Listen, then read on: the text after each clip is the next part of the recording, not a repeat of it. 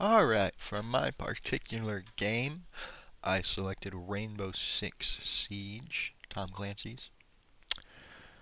Um, the reason that I went ahead and selected Siege for assignment 2 is because I personally have 560 hours in the game, which is uh, kind of gross to say out loud, thinking about how much time I've truly put into that game. Um, but it's I respect it. I respect it. I don't currently play Rainbow Six Siege. I haven't played it in a few months because I honestly felt like it just changed a lot from when I started playing it, and while it is the same game and has the same community, they just made so many changes that I don't know, I stopped enjoying it, but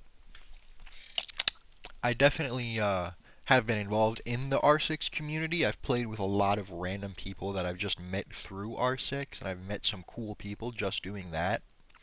And I am aware also, well, this is obviously the last reason for my selection of Rainbow Six, but they have a huge esports community. And I want to say the reason that their esports community blew up so fast and just continued growing is because they actually already have a ranked game mode, and they have had it for a long time.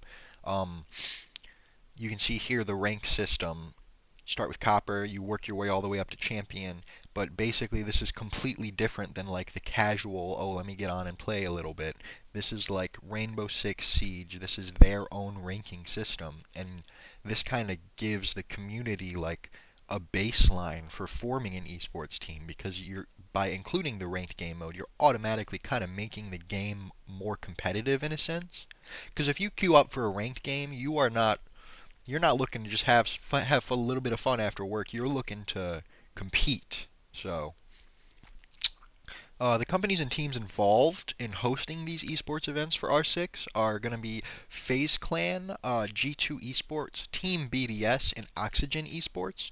Now, I couldn't find much info on these guys actually hosting the events, although FaZe, I know they've hosted R6 events before. These guys, though, I couldn't find much on them actually hosting the events, but I know that they participate in the events. And so overall, I went ahead and listed them here because I'm sure that the esports teams themselves also host events sometimes. Aside from the teams themselves that typically host events, I know that the sponsors also might host events sometimes, like Blacklight, Sonder, and Meet Boston. Blacklight's going to be this chair company right here. Sonder, not really sure what Sonder does, but here's the logo right here, and then you got Meet Boston. And again, I'm not entirely sure if they host events, but I know that they sponsor the events. So they have money in the esports basically for R6. Um, the reason that R6 is just such an eligible game for an esports community is again because of the presence of casual and ranked. The game kind of defaults to like you get on and you pick like, hey, I want to have a little bit of fun after school, after work, play for a little bit with my friends, or ranked. I want to compete. I want to get competitive.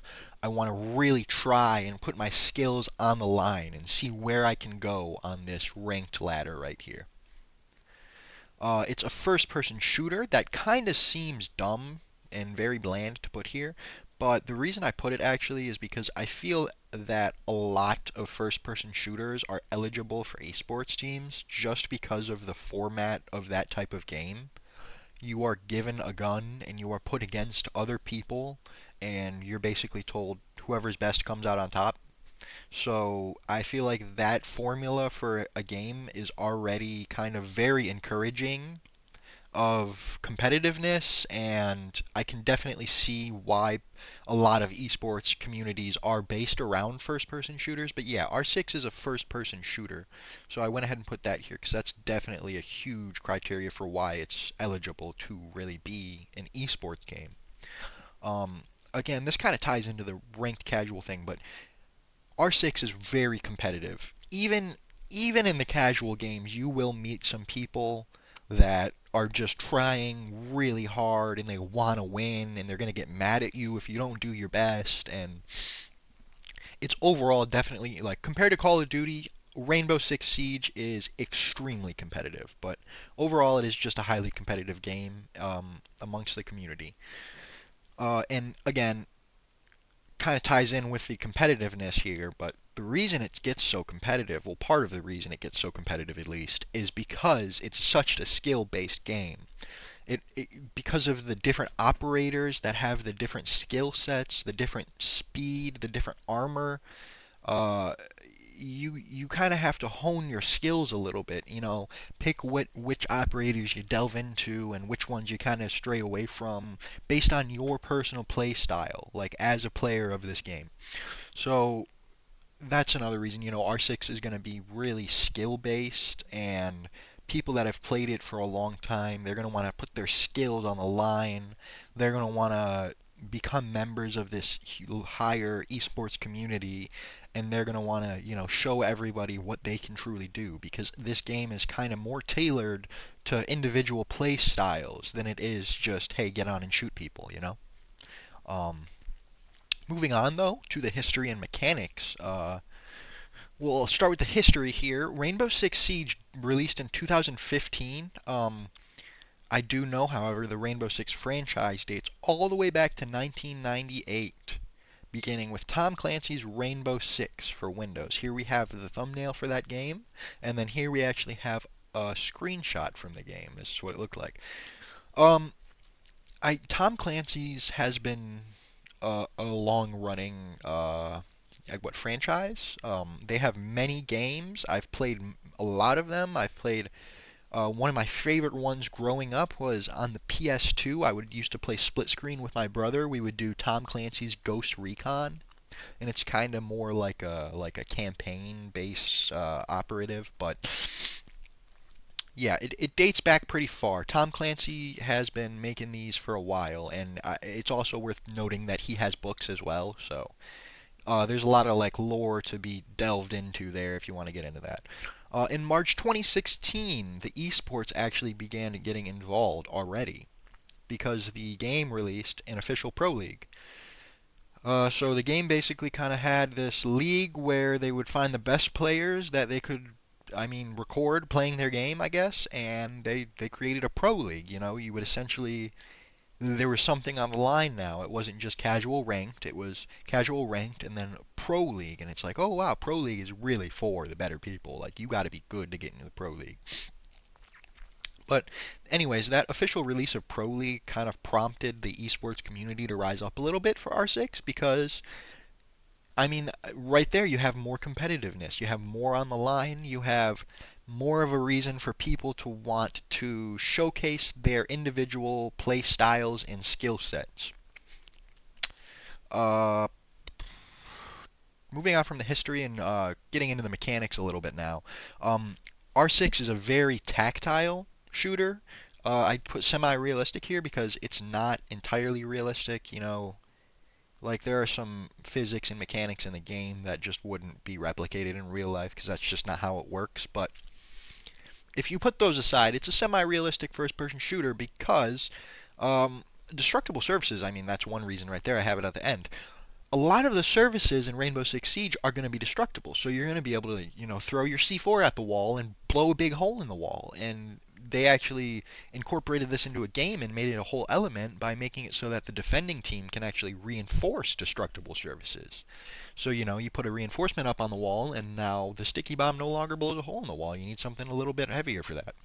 And so overall there's just this ladder of like things you have to go through to actually play the game because if you there's certain things you want to do like blow open a reinforced wall, well then you got to play this character because this is the only character that can do that, and he does that with this gadget which you got to learn how to use. So they made it very tactical, very semi-realistic. They wanted it to feel a little bit like an operation instead of just Call of Duty where you get thrown in and you just die as many times as you want to. They use leaning, where you can kind of peek corners without moving your whole body. Uh, low health values, so your player's actually going to have some pretty low health. You'll get killed in one headshot in any game mode. Any game mode, anytime you're on Rainbow Six Siege. You get shot in the head one time, you are dead.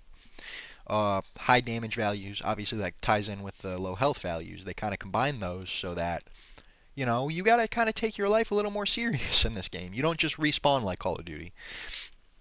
And then minimal UI elements. There really isn't a lot on the UI.